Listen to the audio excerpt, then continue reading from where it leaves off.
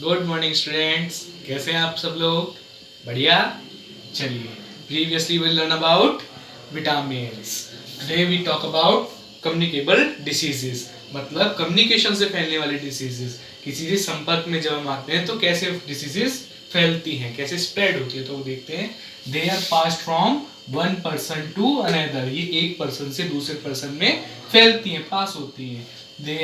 They are caused by small living organisms called germs. ये किससे फैलती है? ये छोटे छोटे लिविंग ऑर्गेनिज्म, छोटे छोटे जीव जंतुओं से फैलती हैं, जो कि क्या कहलाते हैं? जर्म्स, जिनको हम देख भी नहीं पाते हैं।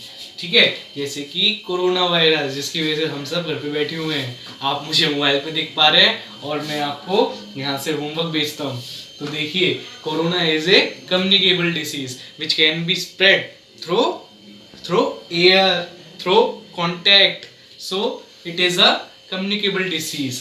तो देखते हैं इनके सोर्स क्या होते हैं कम्युनिकेबल डिसीज के। एयर से फैलती हैं, फूड और वाटर से। ठीक है, जंक फूड हम खाते हैं ना, उनसे डिसीज हो जाती है, तो वाटर से इस तरीके से फैलती हैं। पानी जो होता है उससे फैल जाती है, कभी कभी पानी में कुछ ऐसे जम्स हो जाते हैं इससे, और कॉन्टेक्ट से। ठीक है ना। तो देखते हैं एयर से कौन कौन सी डिसीज हो जाती है हमें।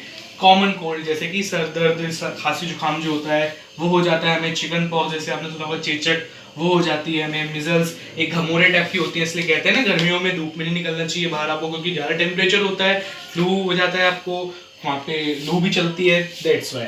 और इसी तरीके से कोरोना, कोरोना भी एक एयर से, एयर में फैलता हुआ एक वो है, क्या है? डिसीज है।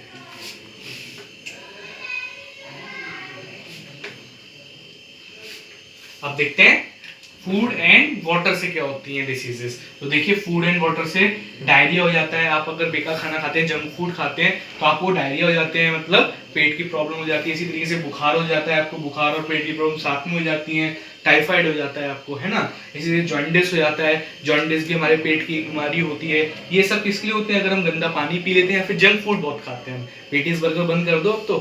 ठीक, कोलेरा हो जाता है हमें, है ना, हैजा कहते हैं इसको, ये भी एक पेट से संबंधित बीमारी है। और कांटेक्ट में जब हम किसी बीमार पर्सन के कांटेक्ट में आ जाते हैं तो हमको वायरल फीवर हो जाता है, जो फीवर चलता है, जैसे कि अभी डिसीज चली है कोरोना, इसी तरीके से वायरल फीवर्स भी बहुत चले हैं, पहले फ्लू वलू, तो वो कॉन्टेक्ट ही होते थे। इसी तरीके से कफ और कोल्ड, ये भी हो जाता है, कफ और कोल्ड भी हो जाता है। ठीक, तो इसी तरीके से जो कम्युनिकेबल डिसीज हैं ये हमें हो जाती हैं। अब ये देखते हैं कि इससे प्रिवेंशन क्या है, इससे हम कैसे प्रिवेंट कर सकते हैं, कैसे इनको। We should take care of our personal hygiene and social hygiene to prevent these disease. तो ये जो जैसे कोरोना एक डिसीज है, ठीक है ना, कम्युनिकेबल डिसीज है, कम्युनिकेशन से फैलती है, तो इसमें हम कैसे बचाव कर सकते हैं अपने आप को?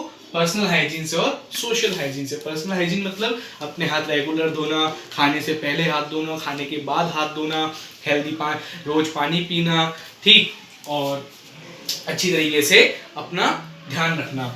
और सोशल हाइजीन कैसे हो गया? जैसे दूरी बनाए रखना, ज़्यादा किसी के पास ना जाना, जब आप छींकें तो अपनी कोहनी पे हाथ रख के छींकें, किसी के ऊपर आपके जर्म्स ना जाए। जो आपके माउथ में से जो पार्टिकल्स निकलते हैं वही तो सबसे बड़े कारण है कम्युनिकेशन, कॉन्टैक्ट वाले जो कम्युनिकेबल डिसीज होते हैं उनको फैलाने में। ठीक है ना।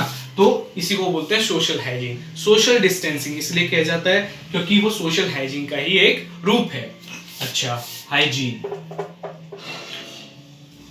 सोशल हाइजीन, ठीक। और इसमें आप दो चीज नोट करेंगे बच्चों, ये सब मैं जो भी लिखवा रहा हूं ना आपको, ये सब अपने कॉपी में जरूर नोट करिएगा।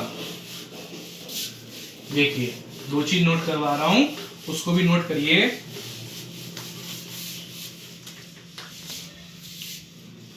सबसे पहला नोट, ये तो शायद आपको पता भी होगा कि प्लांट,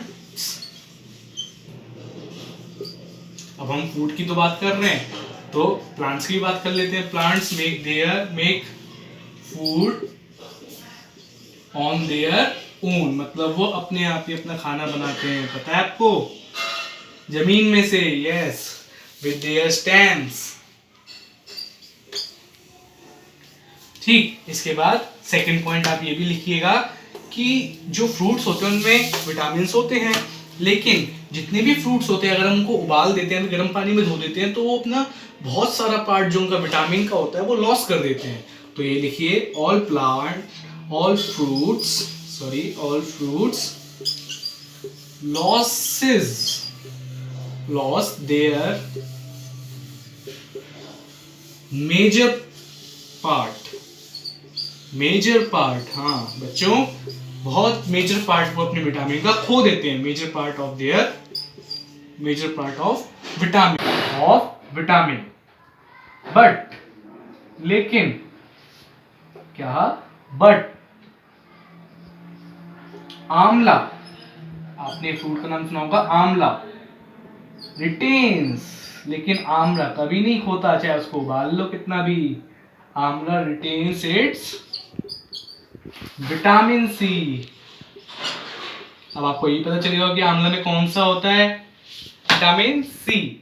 तो आंवला retains its vitamin C even if we boiled it,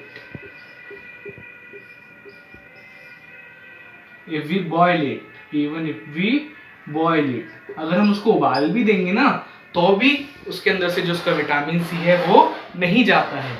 तो ये बच्चों, ये वाली बात हमेशा ध्यान रखिएगा। इसके बाद हम करेंगे इसकी एक्सरसाइज।